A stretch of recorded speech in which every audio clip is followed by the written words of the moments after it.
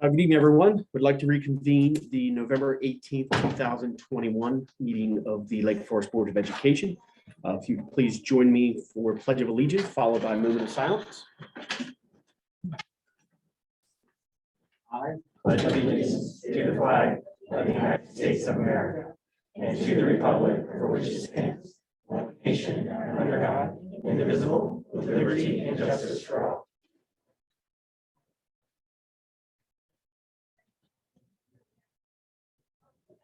Thank you.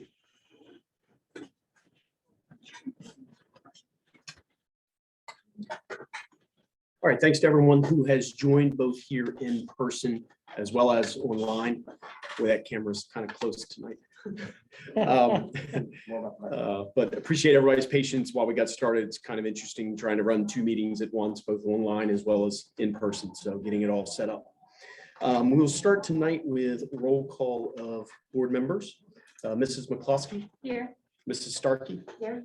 Mr. Thomas. Here. And President Earl Dempsey serving as chair as president as well. We have 4 board members present, 1 absence. Mr. Rao was not able to join us. Thank you all for being here. Move on to 2.4, approval of the agenda. I make a motion to approve resolution 2.4. Second. We have motion on the floor properly seconded. Any questions or discussion on that motion? Seeing none, move to a vote. All in favor? Aye. Any opposed? Any abstentions? Motion carries 4-0. 2.5, approval of minutes. I make a motion to approve resolution 2.5, the meeting minutes from October 28th. Second. A motion on the floor properly seconded. Any questions or discussion on that motion? Seeing none, we'll move to a vote. All those in favor? Aye. Any opposed? Any abstentions? Motion carries 4-0.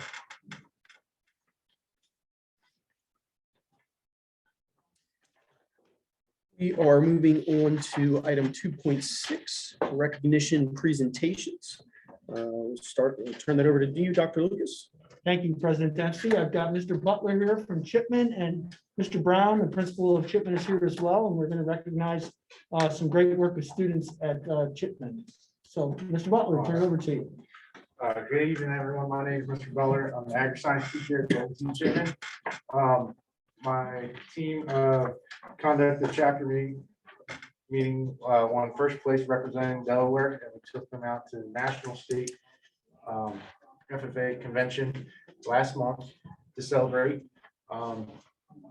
In that competition, they learned how to conduct the meeting properly, letting everyone have opportune time to make decisions, amend motions, and finally pass the motion and give everyone an equal opportunity and conduct the meeting properly. Our first individual is also the president of the FFA chapter last year, Mason Hay. Come on up.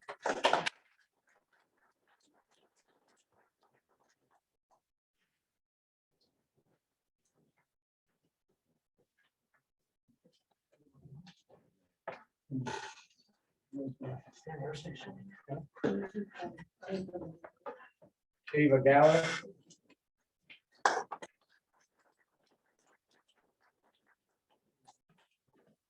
She's also serving as our junior advisor this year.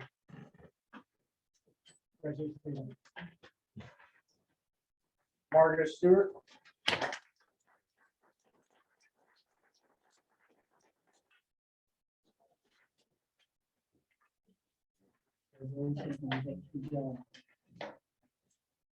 Ethan Stafford.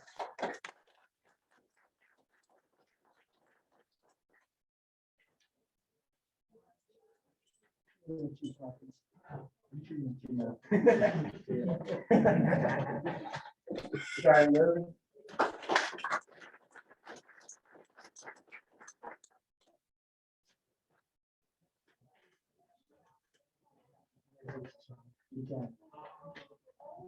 Miley Wilkie.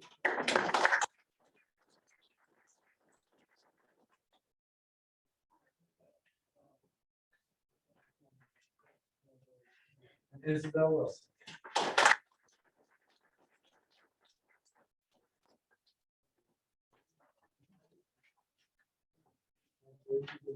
Thank you. Everyone wants to stand in front of Spartan, I'll get a group shot. I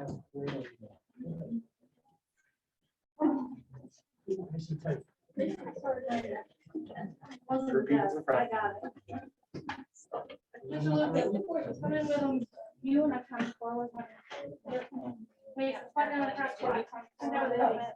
It's right there. I got this. All right, go switch with me. Mr. Butler, switch with me. All right, just look right in the middle. Go right here. Butler, you get it there.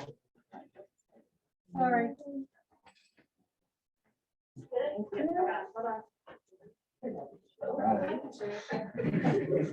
Hold up, guys, hold up. Can I get you guys just a single file walk down and just shake hands with all the board members?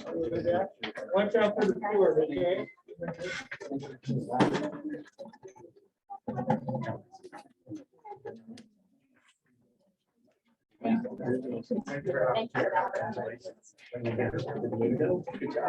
Thank you.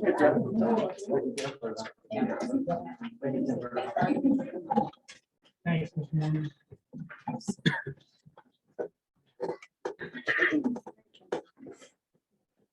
So can I just add something real quick? So this is actually the first year in the last 6 or 7 that I have not judged the state competition for parliamentary procedure. And it was always a joy to do it, and especially to see the progression of the middle schoolers that came in and competed to what they came back and did a few years later as high schoolers. So if you guys were able to win the state and go out to nationals as middle schoolers, can't wait to see what happens now that many of you are high schoolers. So congratulations. Thank you.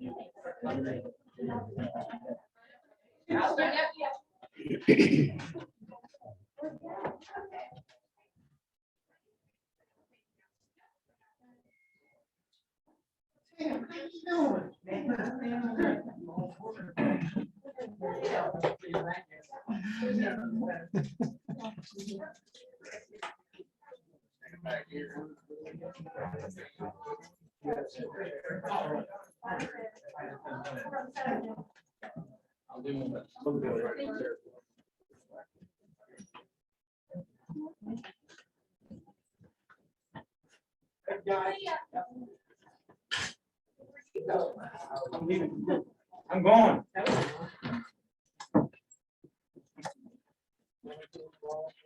All right, Dr. Lucas. All right, Mr. Curry, you want to come up and let us know who we've got to recognize here from the high school? My pleasure, sir. Yeah. Well, first of all, obviously, Mr. Curry, my colleagues want to do this. Mrs. Saxon, Mrs. Scott. It's a team effort, right? All 3 advisors. And we'd like to thank the board for everything you guys do and for being there for us and supporting us, even when it's going to national convention after this whole COVID stuff. So that was a huge help. And we can't thank you enough for that. So, but I'll digress from that piece, and we'll talk about our young men and ladies that are here tonight. And I think I'll let Ms. Saxon speak about Mr. Gary. So Agent Gary here competed in prepared public speaking, so where he presented a speech.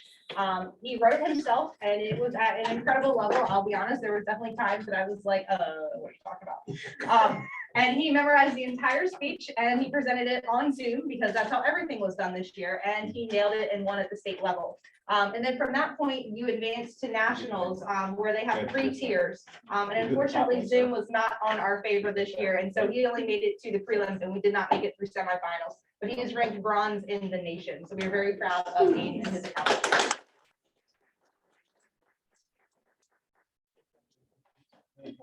There, sir. Yes, thank you. Who we have next? Miss Argyle? Come on, sorry, go. Katie Argo competed in nursery landscape last July at the Delaware State Fair, and she was the first place individual in the state. This is a major feat for us, and at least my time here, this is the best I've ever had somebody do in nursery landscape. She is just a genius and a plant whiz, and at this point, I default to her when I don't know what something is. So we are very proud of her. She still can compete in the event, and so our intentions are to put her back in there. And hopefully, her and 3 others can lead the team to Indianapolis to compete there as well.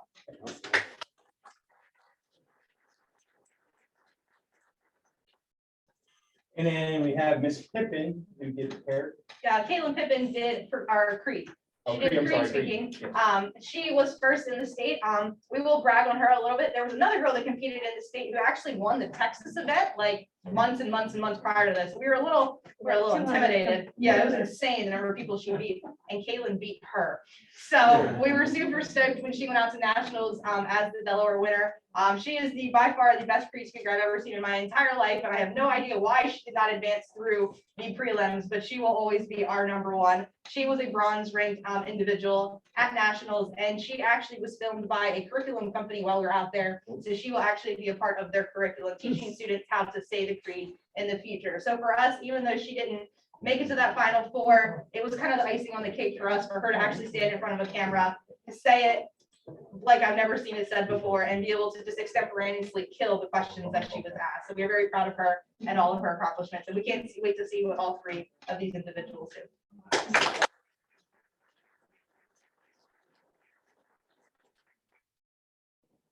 The one gentleman that couldn't be here tonight, Howard Gannon, also known as Quaid, excellent student. Quaid joined us this year for talent. And if you don't know, Quaid plays guitar and sings.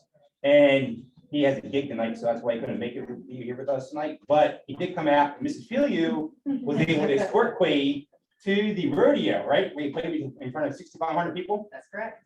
So it was an awesome time for him. He did about a 20-minute set, Mrs. Filiu. Yes. And he did a tremendous job. Really appreciate him coming out and doing that. And I think that was when we were on the way out the road, and was a highlight of his life. He said, "I wish I could play the rodeo." And he got his wish. And he Somebody was pulled top it, yeah. 20 of 100 some people applicants, and they were top 20, and he was one of the top 20 for the nation, for town. So he did an excellent job. So I want to talk about that. And finally, You're I Noah. guess, Noah. Mr. President, come on up and make your introductions. And then this is our chapter president, Noah Dixon, and he's got a few things to say real quick. Hi, everybody. I'd like to say thank you again for letting us come out here tonight. And as Mr. Curry said, my name is Noah, and I'm speaking on behalf of the entire Lake Forest and WT Chipman chapters. And I'd just like to say we are beyond proud of our Lake Forest FFA alumni, Mr. Jackson Sylvester, if you could come up here too. At National Convention, Jackson was chosen as the Delaware FFA Association representative and national officer candidate. And as one of 6 national officers, Jackson was chosen to be the national FFA secretary, which is the 5th time for Delaware in the entire history of the national FFA organization. So we are beyond excited to have him represent us. And I'm going to say it again, you probably heard this speech like 15 times tonight, but we thought that everything he did was great, and we are so thankful for everything you do. So please accept this belt buckle from the National FFA Association, just as a small token of our support of you, and hope that you will succeed in all of your future endeavors. Thank you, Noah. Appreciate it.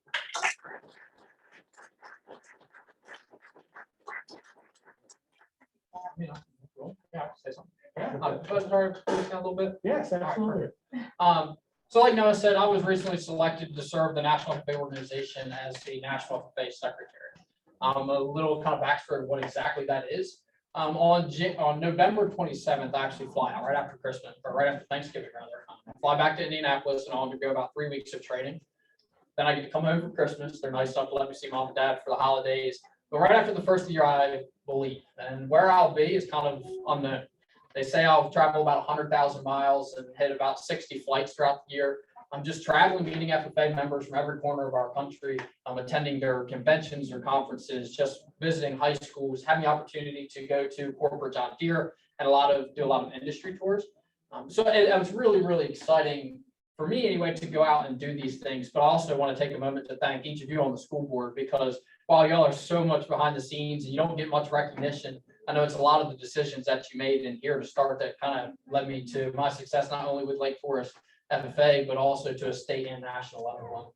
It's pretty incredible to realize that when you step in this room, there's a lot of faces from the community in here that I recognize for stories all across the board that we're not going to get into. But it's really incredible to sit down and have the opportunity to see each of you and, really, give you my regards and thanks on behalf of all the decisions that you made long before you maybe even knew who I was. And it's really shaped me into where I'm at right now. And I really do appreciate that.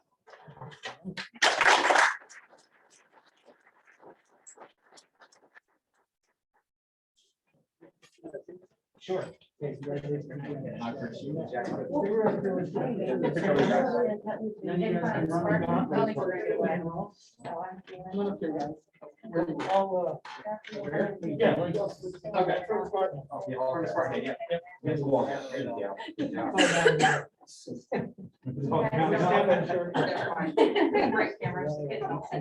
go. Give up, please. Smile. Make sure you smile. Come on, guys. Going down here and take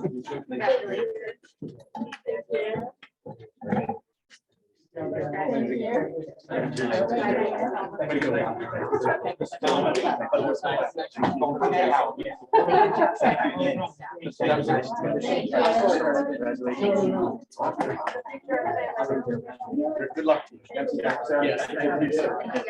Yes, absolutely. Appreciate the invite. Yes. See you.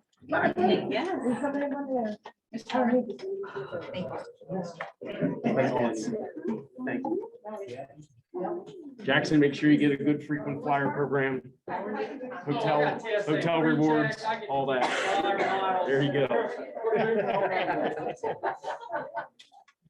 Thank you all. Thank you all very much. Thank you all once again. Thank you. Great Thanksgiving.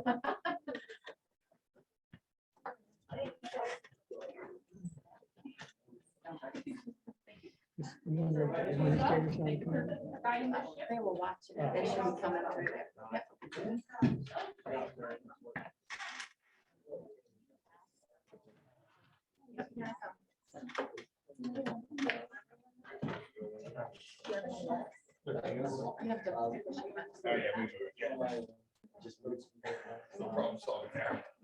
We can go around. If you come in, come on. Oh, that was blocked. Actually, we don't have big one audience, so I'll need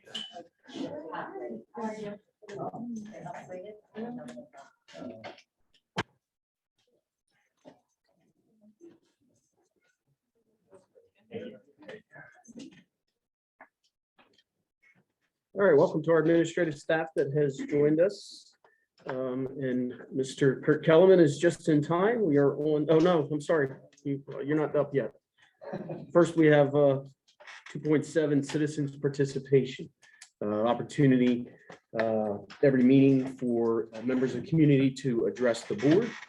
If you were here in person to address the board, we'd ask for you to sign up with a sheet at the back of the room. If you were online wishing to address, we'd ask you to contact superintendent's office prior to. I do not believe we had anyone contact ahead of time, and I do not believe we have anyone signed up in the room. So with that said, we will close public comment, citizens participation, and we will reopen at our next board meeting in mid-December. Now we are on to Mr. Kellerman, 3.1 financial reports. Welcome, Kurt. Good evening. For tonight, we do have the monthly financial board report for the end of October 31st there, 2021. So on the state side of our revenue receipts, there's really no changes at all. I think there's just a minor change with the professional development money, but pretty much the money stayed the same for all the state funds. That will change for our next board report because I've just seen we've been getting the transfers coming in all this past week from the Department of Education with our unit count being finalized. So now they're all starting to push in all the corresponding funds that come with the finalization of the unit count funds. So expect to see some big changes in the state funds up top next month. As far as the local, that's probably where I'll spend most of my time this evening. That now reflects, the two largest tax deposits we get on the year. And so that's why we have 82% of all funds received right now compared to 77% last year, is because at this time last year, we did not reflect that large tax receipt. So that's really the biggest change. The one thing I will point out is this was always kind of a concern going in to this year with local tax receipts with the pandemic, is that we are a little bit behind compared to where we were last year. So we're about $180,000 behind where we were last year at this time with our local tax receipts collections. So as we were leading into last year, most of those tax receipts were already coming into people's escrow accounts and if they had mortgages. So I don't think it really impacted our local tax receipts that much last year. So this year I had a bigger concern now that we're full blown a full year's worth into the pandemic. So, but I did try to compensate for that. I only projected 98% of our projected revenues according to Kent County. Now, Kent County did also say that, the worst year they've seen is, we were down at 99% of our estimated, property tax receipts. So when I budgeted at 98%, I've even added in a little bit extra there in terms of some conservatism there. So, but so that current expense tax receipts, it shows 514,000 still projected for the remainder of the fiscal year. And so I looked at the last 8 deposits we had over last fiscal year, and we totaled about 503,000. So if we can stay on track with that, we're good, but I'll keep monitoring that closely because that will be a concern moving forward. But so that's my biggest concern with the local expense tax receipts. The other thing with the local expense or current expense tax receipts is we traditionally get interest on our local funds that are in the bank. And so over the last 7 months, we've had 0% interest. And the previous 2 years, we've had probably the highest interest rates we've seen in years. And so we collected quite a bit in terms of interest on our local tax funds. But we haven't received any interest this year on our local tax funds. And I don't project that changing much. I know the treasurer's office said that they thought it was only going to be 4 or 5 months into the fiscal year that we would see 0% interest rates. But I think as I look at the chart that they send me, the number keeps getting lower, not better. So I don't see that changing much. And I know I kind of projected that we'd have about 75,000 interest just from our local funds. So there's a chance that, I'm probably gonna have to make an adjustment on our final budget for that. Moving down to the federal funds, we did finally, the Department of Education did approve our consolidated grants. So all those funds were transferred in and they're a little bit higher than what we originally put in the preliminary budget. And that's only because the preliminary budget just reflected what our amount was that we received last year, because we just carried that number over. So again, we're at 82% of all funds received compared to 77% last year, and that's mostly that current expense tax receipt. Any questions with the revenue side? Questions on revenue from Mr. Kellerman. So just a question about what you said. So our interest rate is 0.0, like we're getting nothing, or it's near zero? No, it's 0. Yeah. So they take the lowest of 2 different rates, and one of the rates is negative, and the other rate is like 0.1%. And so they take the lowest of those 2, and they don't go below negative. So they just stop at 0. And these funds are held where? Well, they're held with the state treasurer. So all of our funds are held at the state treasurers. So we typically use, the state in general uses the Citizens Bank as our bank for financial needs. So, but they also have all their, they keep a certain amount of cash balance on hand to pay all the state expenses. And so they have to have somewhat of a level of liquidity to pay all those bills. So they, that interest rate varies. I think probably the high over the last 2 or 3 years, it might've been maybe 2.5%, 3%, but it's been 0 for the last 7 months. So. And that's 75,000 that you had projected in interest. That would fall under which of these categories? That would fall. I put that under the current expense tax receipts category. Okay. Yeah, because that's the majority of where our local funds reside is in that category. All right. But yeah, during the highest year, I think we saw as much as maybe 150,000 in interest. So. Thank you. And moving on to the expenses, last year at this time, of course, we were very slow out of the gate spending because we did have the hybrid learning and the uncertainty around athletics. So this year, we're a little bit ahead of where we were in terms of spending there with a lot of the stuff on the top half of that sheet there. Salaries are $200,000 higher than last year, and that's just that salary supplement that I mentioned before that we paid out in July. And then on the bottom half of the page, there's really nothing significant to report. We're pretty much on target with where we were last year. Moving on to the second page of the expenses. Our school spend has picked up, of course, from last year with the in-person learning. And then another surprising one is Division I salaries. That 8.7 million, 8.77 million is actually down from last year, which is a little bit of a surprise considering we've earned more units this year. But I think part of it has to do with the numerous vacancies we have throughout the district. So we haven't been paying out as much in terms of Division I salaries. And then our tuition salaries are a little bit slightly down from last year as well. So discretionary is at 63% of the budget remaining compared to 65% last year. So a couple percentage points off. Each percentage point off of a $13 million budget is 130,000. So about a percentage is due to having more stuff on purchase orders, and about another percentage point is just because we've been spending a little bit more this year than the previous year.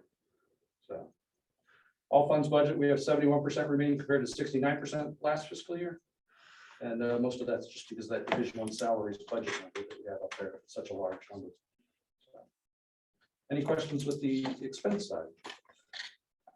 Any questions with expenses for Mr. Kellerman? Questions overall with financial reporting for Mr. Kellerman? All set? All right, great, thank you.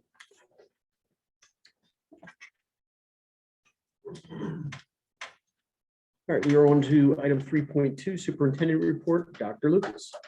Good evening, Spartan family. I'd like to start, of course, by sending out a thank you message to all the veterans in the community. It is November, and just a week ago, we celebrated Veterans Day. November is a special month for many reasons, not the least of which is that we are thankful we live in a nation which is not lack for heroes, and our veterans are certainly that. So thank you to the veterans that are here, and thank you to those that serve in our community.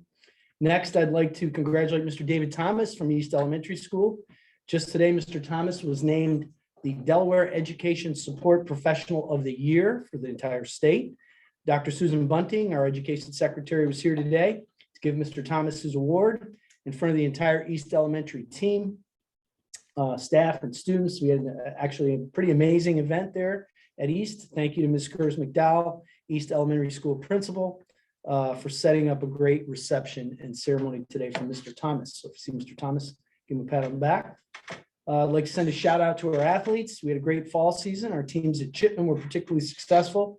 Nearly every team having a winning record. Girls field hockey, in fact, won a combined 13-0-1, and the boys soccer team were combined 13-3-1. Congrats to those teams, as well as all our fall athletes. Winter sports are underway, barring any health-related concerns or emergencies. We'll have a full winter schedule, with the exception of indoor track, which will not be held due to a lack of space. Spectators will be welcome, but masks will be required, and we appreciate everyone's support in keeping us safe. Finally, as a reminder, we're closed the entire week next week, November 22nd and 26th. We'll have parent-teacher conferences, teacher training, and Thanksgiving. Please check our website for the most up-to-date calendar, where you can get the most accurate information. I'd also encourage everybody to keep an eye on that calendar for those many winter concerts and events we'll be having. Our students have been working hard in the arts, and I encourage everybody to get out there and see them perform. Our first event, in fact, is this Saturday night, the talent show at the high school, and you can purchase tickets online. So I encourage everybody to get out there and see our kids. And that's all I have. I give the floor back. Mr. Thanks, Dr. Lucas. Any questions for Dr. Lucas and Superintendent Report? All right, thank you again. Move on to item 3.3, Unicount, Mr. Travis Morgan. Good evening, board. Thank you for the opportunity to present to you this evening our annual report for Unicount. I apologize for the the size of the report, but this is a report that is available to the public and can be opened directly in the agenda and viewed at any point in time. But what you are seeing here tonight is a detailed information report regarding what is known as Unicount, or also known as September 30th count. As you know, this process is the way that the state of Delaware utilizes student enrollment to generate what we call units to fund positions here in the district. And so the regulations require us to record attendance, formally record attendance, and report that out for the final 2 weeks of September, which basically gives a baseline of total enrollment. Those units have been generated from that enrollment. It's also how we generate our funding from the state. So once Unicount is finalized and authorized at the state level, we begin to see adjustments in the allocations that come to us for the specific schools. So the first several columns, you can see the schools listed to the left in those rows. The first section in enrollment is the number of students that are enrolled in each particular funding area. Those are pre-K, K-3 units, 4 to 12, 4th grade through 12th grade. And then the next three groups are special education categories known as basic special education, intensive special education, and complex special education. And those categories essentially are generated through the placement and the identification of those students that are in need of additional services through those programs. The next section really kind of gets into the down and dirtiness of the units. So again, what you can see here is the actual ratios that are associated with each funding area. So for instance, at the K-3 level, any student considered in the K-3 funding bucket, it takes 16.2 students to generate one full unit. When we move to 4th grade through 12th grade, those students in those grades would require 20 students enrolled in our district to generate one 4th through 12th grade unit. Then we have the basic funding category, and there's a slight change there this year with the addition of K-3 basic special education funding that has just been allocated for the first time. K-3 used to only earn basic K-3, what they call K-3 basic units, not special education units. The state plans on eventually establishing that ratio the same as 4 to 12, but they're doing it in steps. So this year, special education students in the K-3 basics category requires 12.2 of those students to earn a K-3 basic special education teacher. Whereas at the 4 to 12 grade levels, it's 8.4 to 1. So next year, the state will reduce the K-3 ratio from 12.2 down to, I don't know the exact number off the top of my head, but it is around 10. And then year 3, they'll take it down to the actual 8.4, where we will have basic units at that ratio K to 12. Okay, so this is a new area for the K to 3 section. Then you have your totals, and as we kind of spill over here, you see the pre-K and the intense, the complex special education units. The reason why they are separated out is because by law, we were required to give 100% of these units to the schools. So any special education units earned through pre-K, intense, and complex are required to go to the schools to service those students. However, at the K to 3, 4 to 12, and the special ed basic level, we are required by the state to give them 98% of the units that they earn. And we'll see how that factors into how we allocate our units as we move across the spreadsheet here a little bit.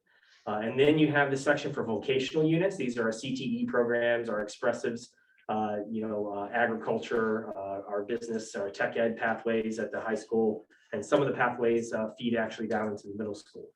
We earn units based upon seat time, so the number of students that are enrolled in these vocational courses generate the vocational units. And then the state has a interesting law that they then deduct half of what we earn and only give us half of those vocational units. So that is why you have a deduct section here. For instance, Chipman earned 3.41 vocational units, but we only receive 1.7 of them from the state. Same thing with high school, 13.28 earned vocational units, but we only receive 6.64 of those units from the state. So then this column here is the total number of units earned by each school. And then we have the breakdown of the 98% of the regular ed and the basic special education units added to the 100% of pre-K intense and complex to create what we call our entitlement. And so each school is entitled to, based upon that 98% regulation, to the following units that you see there in that list. And then as we kind of move one more column over to the right, you see where the schools were staffed at the time that September 30th rolled around and we finalized our unit count. You see the difference, and then you see the percent of the entitlement. Now, by state law, we are required to give them 98% of their units. So what we do is we release additional units that have earned to try to do our best to get within that 98%. So as you can see, East received another 1.5 units. North received one more unit. Chipman received one more unit. The high school received one more unit, and DEC received one more unit. So then you see that third from the right, it says total allocated. So those are the numbers of units that we have actually allocated out to the schools for them to staff their positions.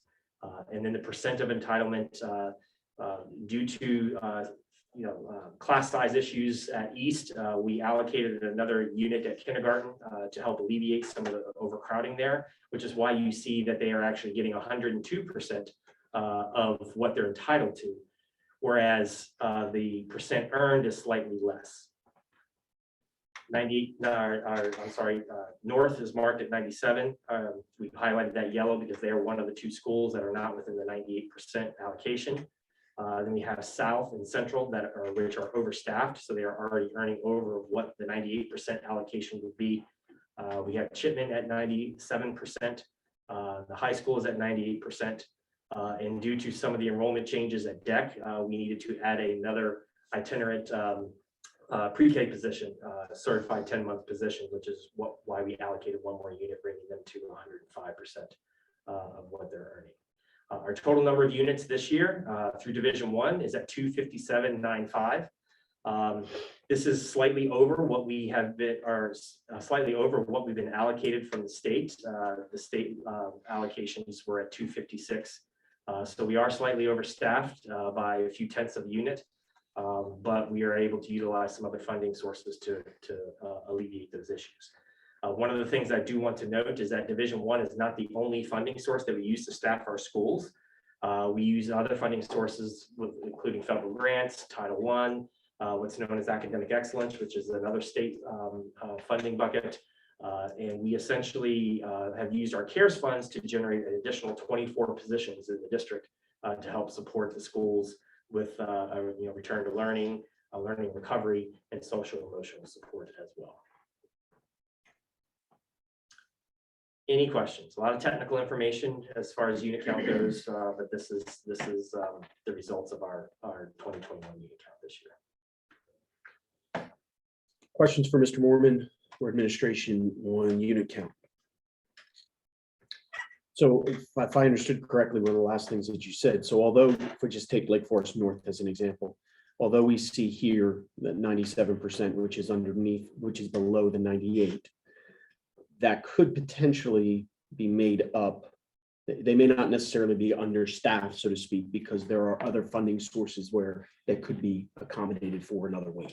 Well, they're not, yes, correct. They're not necessarily understaffed through Division 1. They're actually not staffed at what they're completely earning. Correct. So we're actually withholding some units to help cover other areas. For instance, we have district-wide ELL teachers. We have a district-wide floating nurse. We also have a couple district-wide paraprofessionals to help support our ELLs. We withhold Division 1 units to help cover those services across the board. So it's almost like taking units from the schools for positions that service the schools, but we kind of house it here at the central business office. Yes, okay. One thing that has to happen later this evening is the board's required, if we're not going to staff but each of the 98% earned, that we have to actually vote to accept that. So there's be two schools here potentially at this juncture that we would be making that call on. Yes, sir. I'm going to ask you a question that you may not readily have at your fingertips, but last year we would have gone through the same process and potentially had schools. Do we know were these same schools in the same boat, or does it potentially is it just due to circumstances, enrollment, does it change year to year? Where were we last year? Yes, it does change from year to year.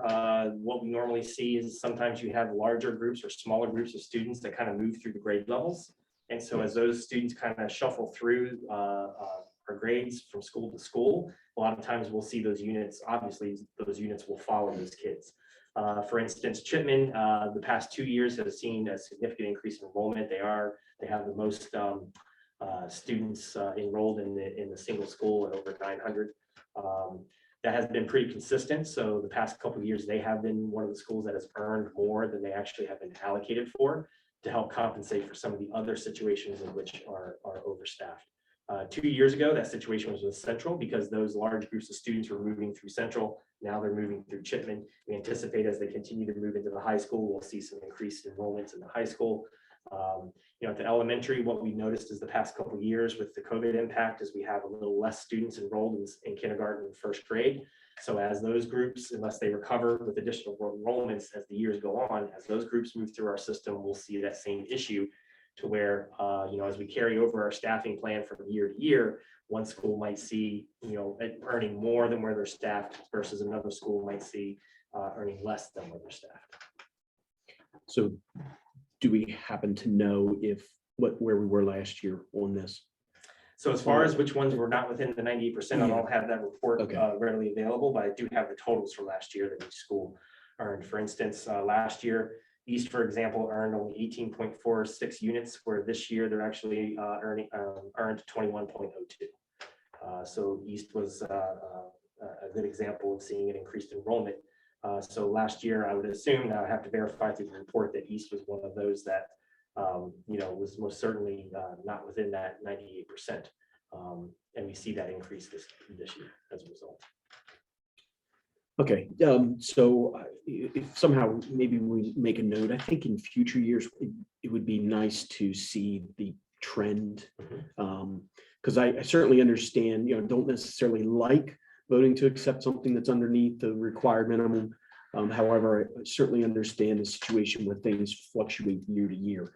But I would be concerned if every year we're doing it in the same schools. That would indicate more of a systemic issue that I would want to see addressed. Sure. So last question I have, if I remember correctly, last year due to the pandemic, there was some accommodations made in the unit count by the state. Is that correct? Well, I know that what the state does each spring is they do what they call an estimated unit count. And they essentially use historical data along with other information, population data from the district. They meet with each individual district and talk about what they feel is an accurate projection for what we may see for the upcoming school year. Last year, the state did make an exception to use prior pandemic data to help generate what the projected allocations might be. They give you what they project, and then they give you what's called a 98% guarantee. So our 98% guarantee, like I said, is about it's 257.45, I believe it is. And so we're slightly over that. But if we had earned 200, if we had dipped all the way down to 250 units this year, we would still earn that 98% guarantee from the state. But we would obviously have a lot of work to do to get ourselves back on track for the following year after that. Okay. So there is kind of a year delay if you have a dip in your population. And that was the biggest concern last year because so many districts experienced a significant decline in enrollment that it would have been a pretty catastrophic issue statewide if they didn't take into account pre-pandemic data. So my question then with that said is that this year, what we're looking at here, have we returned strictly to the way unit count was pre-pandemic? There has been no accommodations, no exceptions, nothing here. Is that correct with the process? With the actual earning of the units itself. Now, what the state has guaranteed us, it is based upon pre-pandemic. Okay. But if we look at last year's units, we were only earning 249.96 compared to 257. I'm sorry, 256.73 that we're earning this year. So we did see a jump. However, the year prior to the pandemic, we were at 260 units. So we haven't completely recovered, but we are back within, 2 to 3 units of kind of where we are hovering over the past 6 or 7 years. We fluctuated anywhere between 255 and 260 units historically over the past 6 or 7 years or so. Okay. Outside of last year. All right, thank you. Anyone have any questions? All right. I was gonna say, the other thing I'd point out is, the other accommodation that DOE made last year was that 99% guarantee. So they increased the guarantee from 98% to 99% and gave us that one-time enrollment funds. It was a little over $200,000. So that's how they compensated last year to kind of help out for alleviating some of the stress from the Unicount. And again, that does not exist this year. That does not exist. Great, thank you. Mr. Mormon, is that all? Yes, sir. Okay, all right, thank you. Seeing no other questions, we shall move on. 3.4 LFEA report, Mr. Ben Black has moved on me. There he is. Good evening. The first thing is, this is American Education Week, so LPA wants to recognize the contribution of, oh boy, I don't forget anybody. Teachers, paras, CNS workers, tech support engineers, custodians, and secretaries, along with the administrators, substitutes, and bus drivers who work in education in the United States. We also want to congratulate FFA and the work that they do and their accomplishments. Additionally, we want to congratulate Mr. Thomas for being named the ESP of the Year for the state. Additionally, the staff, and I'm sure the students, but the staff is looking forward to a few days of rest next week with Thanksgiving and just the opportunity to recharge mentally, physically, and emotionally with their families and just sort of relax a little bit. That's it. Great, thank you, Mr. Black. Any questions, comments for Mr. Black? Well, we're certainly looking forward to that for all of you as well, because we know how much you have earned it. So thank you, Mr. Black, to you and everyone else. On to section 4, unfinished business, item 4.1, board policy readings, board policy second readings. I make a motion to approve resolution 4.1 board policy second reading. All right, I have a motion on the floor properly seconded. We will take a moment to quickly review through each so that we see if there are any modifications to be included in that motion. So as long as I am in order, we are starting with AE, accountability / commitment to accomplishment. Questions or discussion on this? So my only question with this is that this does refer a lot to our strategic plan that I know is we're actively working through the update to. Is what we see here solid, going to remain? We're not premature in accepting this until that strategic planning committee is complete. No, in fact, the subcommittees are working hard right now based on this document, creating those goals and action steps that we talked about. And they're going to give you a report on December 9th, each of the subcommittees. Okay, so we're making good progress, but it is definitely based on the verbiage in this document as it exists right now. Okay, all right, great, thank you. Thank you. Moving on to BHA, this is a new policy for us, school district logo and motto. Any discussion on this topic? Mrs. Stark. I just have one question. I know sometimes in our policies, we will say approval by the superintendent or designee. Do we want to add designee to the end there? For consistency's sake, we probably should. Dr. Lee, is you on board with that? I'm good with that. Sure. Okay. All right, so we will follow, I believe it, as Mrs. Starkey said, it does say superintendent or designee, but we can just verify other policies to match. Yes, That'd be sir. great. All right, thank you, Mrs. Starkey. Anything further? All right, moving on to CA, administration goals / priority objectives. Discussion on CA. Seeing none, move on to CB, school superintendent. Any discussion on policy CB? None, move on to CBB, recruitment and appointment of superintendent. Any discussion on CBB? Seeing none, move on to CBD, superintendent's contract. Any discussion on policy CBD? We now move on to CBE, Superintendent's Salary, Compensation, and Benefits. Any discussion on CBE? Move on to CBJ, Superintendent's Termination of Employment. Any discussion on policy CBJ? Seeing none, move on to CH/CHA, Policy Implementation. Any discussion on this policy? Seeing none, move on to CHB, Board Review of Regulations. Any discussion on CHB? Seeing none, move on to EDC, Authorized Use of School-Owned Materials and Equipment. Any discussion on EDC? Seeing none, move on to GDJ, Classified Staff Assignments and Transfers. Any discussion on this policy? I'm not going to try to say it again. All right, moving on to IJK. Any discussion or supplementary material selection and adoption? Any discussion on IJK? Mrs. Starkey. Halfway down the page there, all supplementary materials to be selected on the basis of, I think it should come out of there. Right? Is that- I had crossed off the S and left it as Okay, it. yeah, that would be Will fine. be selected on the basis of it contributing to Okay, the yeah. attainment of the following goals. So I would scratch the S Mhm. there. Thank you, Mrs. Starkey. Anything further on IJK?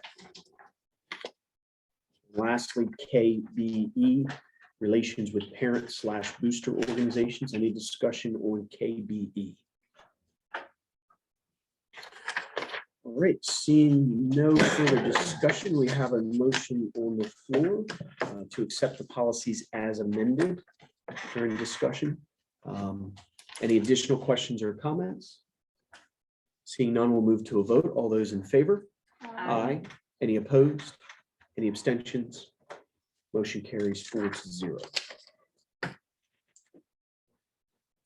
Section 5, item 5.1, discussion items, the 2021, 2022 return to school. Dr. Lucas. Thank you, President Dempsey. I'd like to start the return to school report with some good news. We're joining with the Delaware Department of Education and Cadell to start a test to stay program at 2 locations in the district. So as many of you know, students are identified as a close contact due to COVID-19 are forced to stay out of school under quarantine rules established by the State Department of Education. Sometimes that can last as long as 10 days. Beginning the week after December 6th, we'll be offering free testing for close contacts Sunday through Thursday afternoon at Central Elementary and Chipman. Students who've been directed to quarantine, only close contacts, can voluntarily test, and provided that they produce a negative test, they'll be allowed to remain in school as a close contact as long as they continue to test negative. So we're going to get more details out about this program and about this process. Again, it has to be voluntary and it has to be for non-positive students and only students. But this is on the horizon and it's going to really help us. I think last count we had, there were 26 students out because they were close contacts. That's a lot of school time being missed. And this is going to allow for us to be able to keep many of those students in school as long as they continue to produce negative results. So before I move on, any questions on the Test to Stay program? Yes, ma'am. You said it would only be available Sunday to Thursday afternoon, Yeah. so on Friday. So students would test Sunday afternoon. And as long as they produce a negative test, they can come to school Monday. Test Monday for Tuesday, Tuesday for Wednesday, Wednesday for Okay. Thursday, Thursday for Friday. So it's the afternoon for the following day. Yes, ma'am. Yeah, it's a good question. Any other questions about Test to Stay? Yes, ma'am. Let's start. Not really a question, but just how thankful I am for this. It's so hard. I mean, my own kids have been quarantined for no reason, just missing classroom time. So I'm just really thankful to see I'll call it common sense coming through, and allowing our kids to stay in school. And these are rapid tests, I assume. I'm So, not sure, Mr. Weller, what kind of test are they gonna be getting? They're rapids, okay, and so basically, it will be done in a situation where, parent will pull up in the parking lot, let's say in front of Central. And the worker from Cadell will come out, give the test, the parent will sit in the parking lot. And then if it's negative, the worker will then, the family can then go. If it's positive, then the worker will give a PCR test. and they would have to to do the this student. how many days?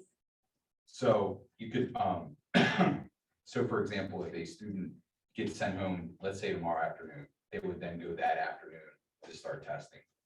And then if they're negative, they can go the next day.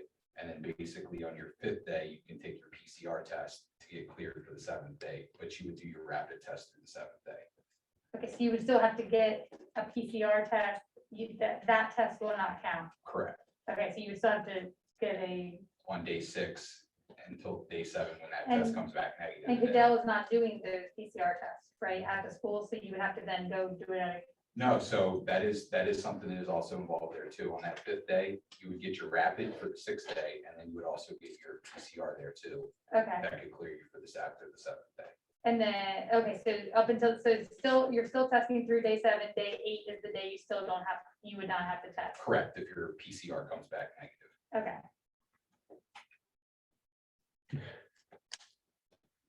So having dealt with this on an employer side, playing this out, what happens if, so you said a rapid test comes back positive, they immediately take a PCR test, Correct. PCR test come back negative.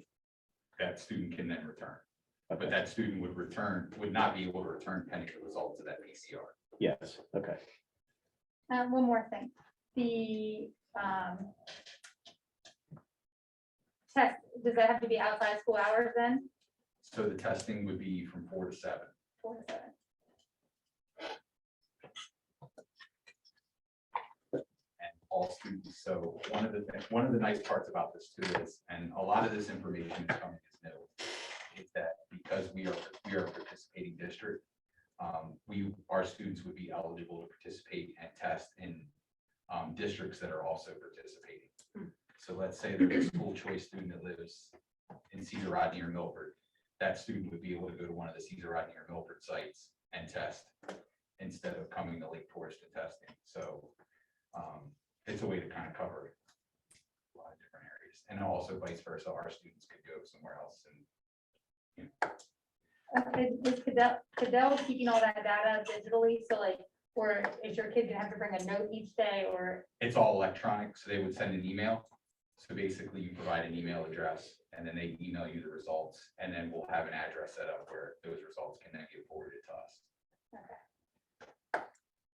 And we said this is for students, Yes. how, Oh, how's staff being and addressed? quarantine staff as well. Quarantine staff as well, okay, all right. So they also have the same option of return to work. I did say students. I thank you, Mr. Weller. I wasn't aware that staff could do that as well. Okay, great. Any additional questions or discussion on this topic? I'm sorry, it's Mrs. Stark. just central, right? Central and Chittenden. Central and Chittenden. Okay, sorry.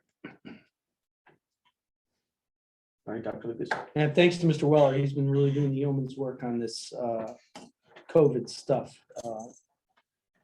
Let's see, first marking periods in the books, students did really well. But if you're listening to this and your student didn't do well, please reach out to your school because we want every child having the opportunity to succeed, and we're here to support. We are into the second marking period. It's really important that our students are engaged in school every day. Unless they're ill, please don't send them if they're ill. And our interims are coming up. They're right around the corner, December 9th, I believe. So the next time we meet, we'll already be at our second quarter interim. So everybody's got to keep charging. The second quarter is a tricky one because there's a lot of days off. It's a choppy stop and start schedule. So I encourage everybody to stay engaged and stay connected to your school. That's all I have, Mr. Dempsey. Great. Any further questions or discussion for Dr. Lucas with the return to school? Great, thank you. Seeing none, we shall continue on the agenda. We are up to section 8. Mr. Thomas. 8 personnel, possession creation, and make motion to approve resolution 8.1, early childhood aid position at that. Second, Have a motion on the floor properly seconded. Any questions or discussion on that motion? Seeing none, we'll move to a vote. All those in favor? Aye. Aye. Any opposed? Any abstentions? Motion carries 4-0. Section 9 personnel resignations, I make a motion to approve resolution 9.1 and 9.2 is written. second, Have a motion on the floor properly seconded. Any questions or discussion on that motion? Seeing none, we'll move to a vote. All those in favor? Aye. Aye. Any opposed? Any abstentions? Motion carries 4-0. 12 personnel transfers, I make a motion to approve resolution 12.1 through 12.5 is written. second, I have a motion on the floor properly seconded. Any questions or discussion on that motion? Seeing none, we'll move to a vote. All those in favor? Aye. Any opposed? Any abstentions? Motion carries 4-0. 13 personnel offers of employment, I make a motion to approve resolution 13.1 through 13.4 is written. second, I have a motion on the floor properly seconded. Any questions or discussion on that motion? Seeing none, move to a vote. All those in favor? Aye. Any opposed? Any abstentions? Motion carries 4-0. 16 personnel leaves of absence, I make a motion to approve resolution 16.1 through 16.3 is written. Have a motion on the floor properly seconded. Any questions or discussion on that motion? Seeing none, move to a vote. All those in favor? Aye. Any opposed? Any abstentions? Motion carries 4-0. Moving on to section 20 personnel appointments, I make a motion to approve resolution 20.1 and 20.2 is written. second, Have a motion on the floor properly seconded. Any questions or discussion on that motion? Seeing none, move to a vote. All those in favor? Aye. Any opposed? Any abstentions? Motion carries 4-0. 32 other business, I make a motion to approve 22.1 school choice as written. second, A motion on the floor properly seconded. Any questions or discussion on that motion? Seeing none, move to a vote. All those in favor? Aye. Any opposed? Any abstentions? Motion carries 4-0. Staying in other business, section 22, I make a motion to approve resolution 22.2, the 98% waiver requirement. I have a motion on the floor properly seconded. Any questions or discussion on that motion? Seeing none, we'll move to a vote. All those in favor? Aye. Any opposed? Any abstentions? Motion carries 4-0.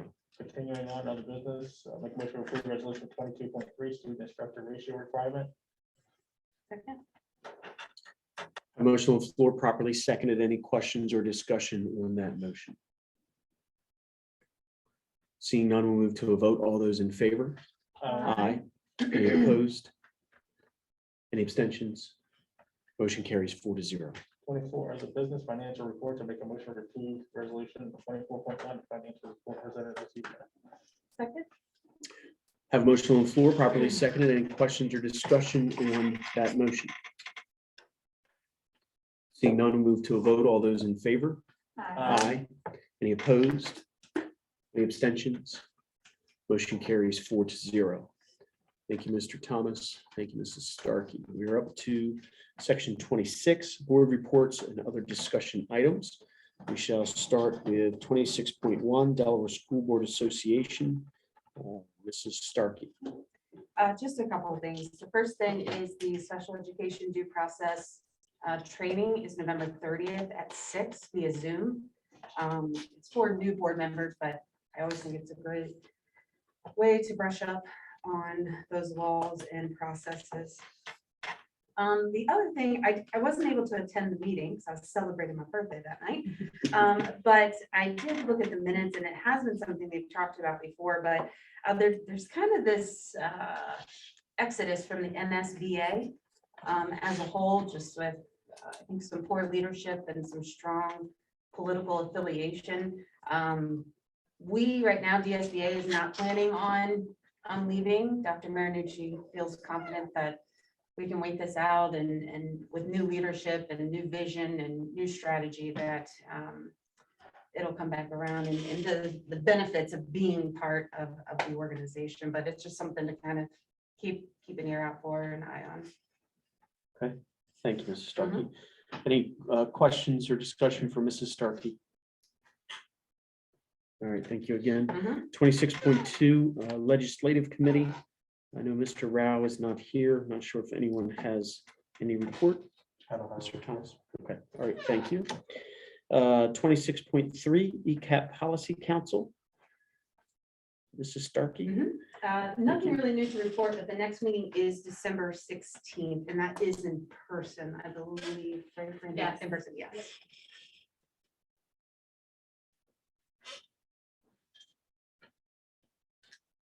All right. Any questions or discussion for Mrs. Starkey with ECAP Policy Council? All right, thank you again, Mrs. Starkey. 26.4, good of the order, opportunity for a board member to address any topics not otherwise covered on the agenda. The floor is open. I just want everyone to have a Mr. happy Thomas. holiday season. Take this time to relax, enjoy your family and recharge. Thank you guys for everything that you do. Thank you, Mr. Thomas. Mrs. Starkey. I just wanted to say, Mr. Brown, I'm just loving your Chipman Lives. And Mr. G and Mr. Robinson just such a good job with that. I know my kids love it. They tell me about it often, but just good job. I just feel like that adds such a good morale to the day. Thank you. Yeah. Second that. It's fun to watch. Kids love it. My favorite was the staring one. Oh my Like, God. did everyone see that one? Did you see that one? Which one? When Mr. G was, or I think it was Miss Dean was scaring them. Oh, scared. Oh my gosh, you have to go back. It's The hilarious. holiday special. I'm serious. I'm not exaggerating when I say it's hilarious. Well, the kids are Serious. pretty excited about the date, so we'll see how it Yeah. goes. Thank you. Yes, you're welcome. Is that the one we got via email today? That was today's, but that's not the funny That's one. not The the funny one was the scary last one you sent. So that today's wasn't funny. Is that what you're saying? Well, Is that I what mean, it you were was good, saying? but it wasn't as funny as the last one, the holiday edition. Great, thank you. All right, I do not believe we have a need for executive session. So with that said, we'll entertain a motion for adjournment. So moved. Second? I have a motion on the floor properly seconded for adjournment. Any questions or discussion on the motion? Seeing none, we'll move to a vote. All those in favor? Aye. Any opposed? Any abstentions? Motion carries. We stand adjourned at 8:11 p.m. Wish everyone a very safe and happy Thanksgiving holiday season, and everybody enjoy, students, staff, parents, your varying levels of time off. So you've earned it. Thank you very much.